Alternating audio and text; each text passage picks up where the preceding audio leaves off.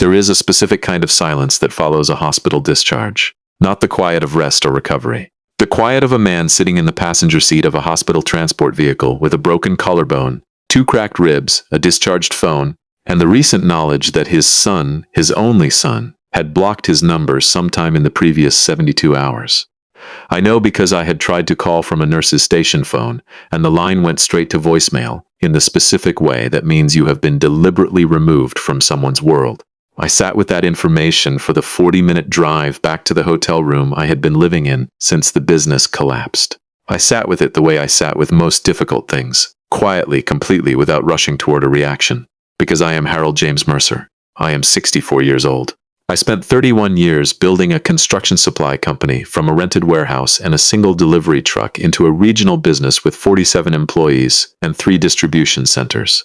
And because I had, for the last 4 years, been quietly paying for almost everything my son owned, he had blocked the wrong man. Welcome back to Dad's True Revenge. No timers, no interruptions. Just the story, start to finish. Get comfortable. My son's name is Nathan Cole Mercer, 34 years old. Sharp, ambitious, the kind of man who moved through rooms with the confidence of someone who believed he had earned everything he had. He had earned some of it. I want to be fair. Nathan had worked hard in his 20s, genuinely hard. He had a good mind for numbers, a natural ability with people, and the specific drive of a young man who had watched his father build something and wanted to build something himself. He had started a residential property management company at 27, small at first, then growing. But here is the thing about a growing business that nobody tells you when you are 27 and ambitious and watching the numbers go up. Growth costs money before it makes money. Nathan had hit that wall at 29. His expansion had outrun his cash flow. 2 properties under renovation, a 3rd under contract, a payroll that had grown faster than his revenue. He had come to me, not easily. Nathan never did anything easily that involved asking for help, and laid it out. Of course I had said yes. Not as a loan, though we called it that. As a father investing in his son, the way fathers do.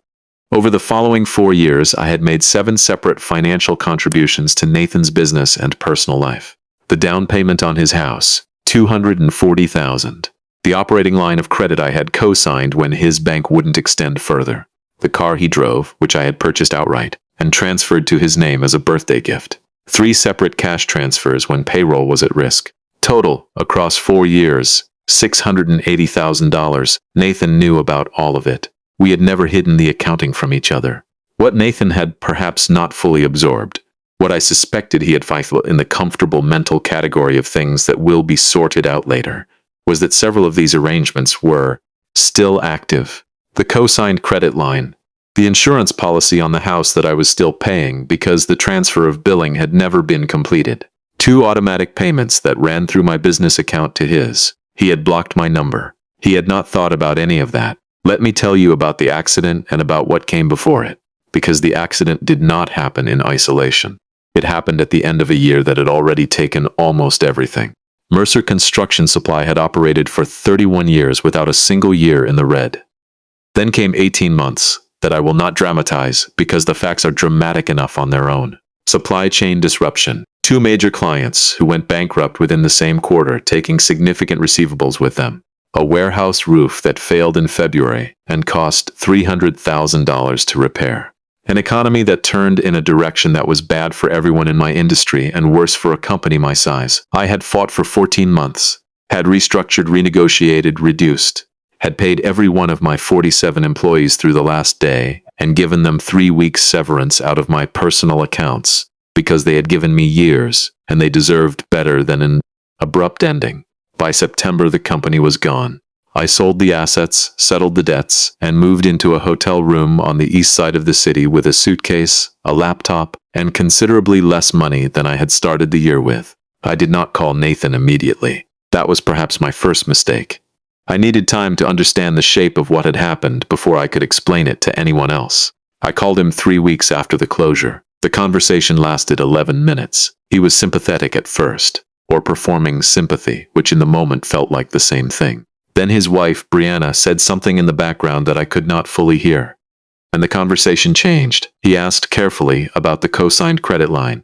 I told him it was still active, that I was still technically liable as co-signer, that we needed to work on transferring it to his name alone. The phone went quiet. "How long have you known the business was struggling?" he said. Nathan. Because if you've been having financial problems for a year and you didn't tell me, and now you're telling me there are liabilities attached to my name. Your name is not on the liabilities, I said.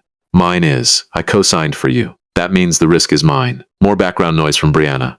Dad, I think we need some space to process this, he said. I'll call you in a few days. He did not call in a few days. 2 weeks later, lying in a hospital bed with a broken collarbone and 2 cracked ribs from a car accident on Route 9, a deer, in the dark, the kind of accident that happens in a second and costs months. I borrowed a nurse's phone and called my son. Straight to voicemail. I tried twice more over the following days from the same number. Straight to voicemail both times. He had blocked me. I was discharged on a Thursday. I went back to the hotel room, and I sat at the small desk by the window, and I opened my laptop, and I looked at my financial accounts for the first time since the accident. I was not looking for ammunition. I want to be clear about that. I was looking at what I had, what remained, what was still active, what needed to be managed. The co-signed credit line, still active. Monthly minimum payment coming from my account in 11 days. The house insurance policy, still billing to my account. Monthly premium $412. The automatic transfer I had set up 18 months ago when Nathan's operating account had been dangerously low. Still running. $1,500 a month, every first of the month. Moving from my account to his. I had been in the hospital for 12 days. During those 12 days, while my son was not answering my calls, I had continued to pay for his house insurance and transfer money into his business account. I sat with that for a long time. Then I picked up the phone and called my attorney, a woman named Sandra Okafor, who had handled my business affairs for 11 years and who answered on the second ring with the straightforward efficiencies of someone who had learned that when Harold Mercer called outside of business hours, something significant had happened. Sandra, I said, I need to make some changes. Over the following week, I made a series of phone calls and sent a series of emails. I canceled the automatic monthly transfer to Nathan's operating account effective immediately. I contacted the insurance company and removed myself as the policyholder on Nathan's home insurance. I gave them 30 days notice as required by the policy terms. I contacted the bank regarding the co-signed credit line and began the process of formally requesting that Nathan refinance into his own name. A process that, without my co-signature, would require him to qualify independently. I also called my accountant and had him prepare a complete document, clean, organized, entirely factual, of every financial contribution I had made to Nathan's life and business over 4 years. Dates, amounts, descriptions. $680,000 itemized, not to threaten, not to weaponize, simply to have the record exist, clearly, in one place. Then I sat back and I waited. I did not call Nathan. He had made his position clear. I waited 11 days. On the 12th day, Nathan called me. I answered on the 3rd ring. Dad. His voice had a texture I had not heard in it before. Something tighter than his usual composure. The insurance company sent a cancellation notice to the house. Yes, I said. And there was no transfer this month. That's correct. A pause.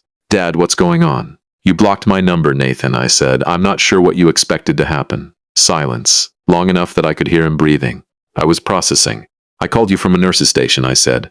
After an accident. I had a broken collarbone and 2 cracked ribs and I borrowed a phone to call my son. And the line went to voicemail. Nothing from his end. I called twice more, I said. Same result. So I went back to managing my own affairs. Which is what I've been doing. Dad! His voice cracked slightly. Just slightly. I didn't know about the accident. You had blocked my number, I said. I'm aware you didn't know. He came to the hotel room 2 days later. He looked like a man who had spent several nights doing the specific arithmetic of someone who has realized, too late, the full weight of what they dismissed. He sat in the chair by the window. I sat on the edge of the bed. The room was small and the light was the particular flat light of hotel rooms that makes everything look slightly more serious than it might otherwise. He had a folder with him. I recognized it, the same accounting document my accountant had prepared. His wife had found it, apparently, filed in a shared cloud account from years back. He set it on the small table between us. Did not open it. $680,000, he said. Yes, I said. I knew about all of it, he said. I just never. He stopped. Never added it up, I said. He looked at the folder, Brianna said. He stopped again. I'm not interested in what Brianna said, I said, not unkindly. Just plainly. I'm interested in what you say. He looked up at me. My son, 34 years old, who had his mother's eyes and my stubbornness and a capacity for compartmentalization that had on this occasion cost him considerably. I panicked, he said. When you told me about the business and the credit line, I panicked. And Brianna was saying that maybe you had known for a long time and hadn't told us, and that we needed to protect ourselves, and he exhaled. I did something I cannot take back. No, I said. You cannot, Dad. His voice was very quiet. I'm sorry. I looked at my son for a long moment. I thought about 34 years. About the small boy who used to sit on the floor of the warehouse on Saturday mornings while I did the books, arranging bolts and washers into patterns and telling me they were cities. About the 27-year-old who had come to me with a business plan and the specific hunger of someone who was ready to build something. About the man sitting across from me in a hotel room who had panicked and made a choice and was now sitting with the full weight of it. I know, I said. Is it too late to fix the credit line situation? No, I said. That process has started and you need to engage with it immediately. The insurance, you need to get your own policy in place within the next 2 weeks. I paused. The monthly transfer is gone. That was always going to end. This just moved the timeline. He nodded. And us? He said. I looked at him. That, I said, depends entirely on what you do next. Not what you say, what you do. He sat with that. The way I had sat with things in hospital rooms and hotel rooms and parking lots over the previous months, letting the weight of it be the full weight that it was. Then he nodded. Once. Slowly. Okay, he said. Okay, I said, there is no clean ending to this story. I want to be honest about that. Nathan and I are rebuilding something. Slowly, carefully. The way you rebuild anything that has been through real damage. Not by pretending the damage didn't happen, but by being precise about what is still sound and what needs to be replaced. The credit line is in his name now. His own insurance policy is in place. The monthly transfers are done. What remains is the harder accounting, the one that does not fit in a spreadsheet.